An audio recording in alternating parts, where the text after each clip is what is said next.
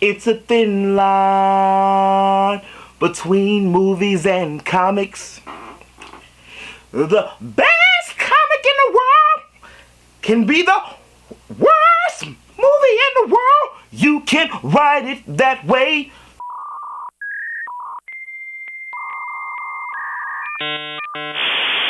I wish upon a star that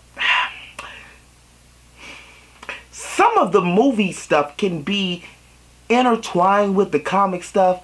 I really don't see why a lot of the stuff can't be done. I don't understand why a lot of the stuff can't be done. I guess it is what it is. All in all, I really enjoyed the movie. Just the absence of the X-Men and the Fantastic Four. Can Disney finally just swoop up all of the damn movie companies that have Marvel stuff? Can we just finally just do this? Can we see, so we can have everything in one place? I mean, Marvel, Disney. Can we have that happen? I really enjoyed the characters of the film. And the characters were so well written, from the dialogue to the interaction between each character. It was so dynamic, even for the newcomers of the series, like Ant-Man and Spider-Man and Black Panther. Like, each person held their own with all these proven Avengers. It was a cameo movie. Everybody had a different debut. Ant-Man had a debut with meeting the Avengers, so now we know he will be in future things. With all spoiler free, let's say this: choose a side, your Cap or your Iron Man. But in the end, do things really change? And that's what makes me say it is a filler movie, so to speak. It's a double-edged sword, which Disney and Marvel are doing here, which is good. But on the other hand, it's like, okay, you're not really giving directors the option to open up and write an entire movie. Like, they might want to dig more into stuff with the comics, but because everything is now this cinematic canon, everybody has to have some kind of loophole or something else to fit in the movie. And while that's good, it also can form limitations. But that's just me nitpicking at stuff. Just I mentioned before, I'm an old comic head, and it took me a while to actually have to break away and say movies, comics. But what I really enjoyed was, I mentioned it before, my boy BP, Black Panther, the King of Wakanda.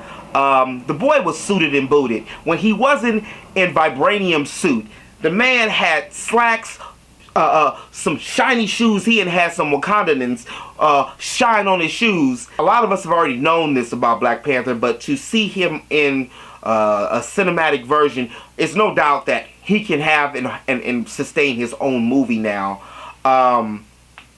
And that's really good. And one of the best things about the movie, of course, was the battle scene. It was the airport battle scene. Of course, what broke this movie down in its essence, what made this such a great action film, a must-go-see film, is because these characters we have grown to love for the last 8 years were fighting each other. I love the part where Hawkeye and Black Widow were talking, and they were fighting, and they ended up on top of each other, and they're like, we're still friends, right? And it showed that camaraderie. It was great. It showcased each person's own opinions and agendas all the way to the end.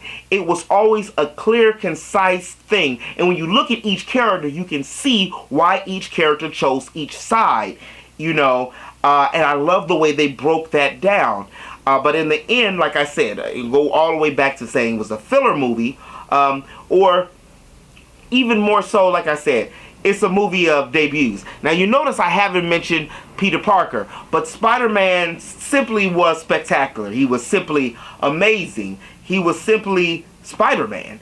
And I'm glad to see them go back to this classic Peter Parker, the Peter Parker that we knew and we loved and that we had become accustomed to. I was in the theater that all these little kids were relating to Peter Parker. They just were. As soon as Spider-Man's name came on the screen, as soon as they mentioned Spider-Man, everybody was clapping. All the little kids were screaming, hollering, and clapping. And that just goes to show that even from a character that was created in the 60s and has still came to this day, Spider-Man has stayed relevant because of the fact that he had this everyman's type of thing. He was broke, he had women problems, he had bully problems, he had family problems, he had problems fitting in, but then he started learning to be himself, and what gave him that platform was the ability for him to become Spider-Man.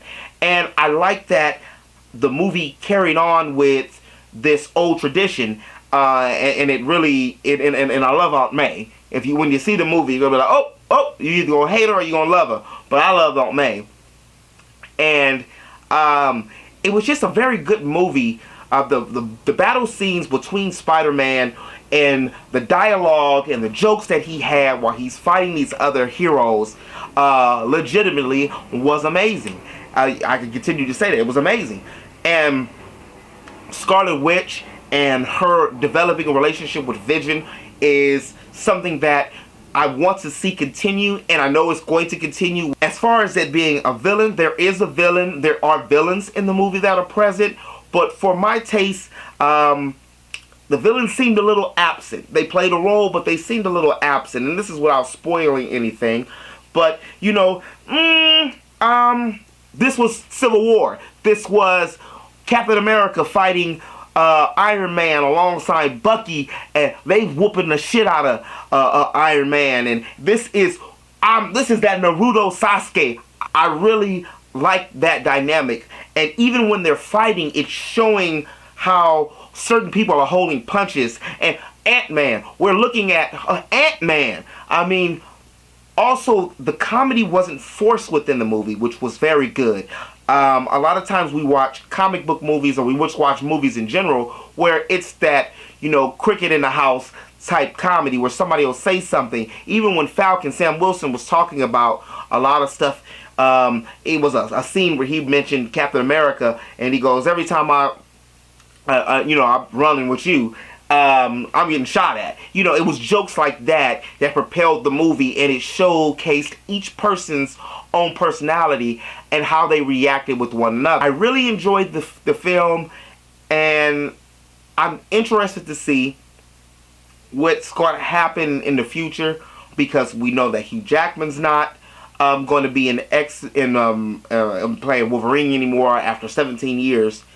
And then we also see that Fantastic Four is just on a hiatus from comics and from movies.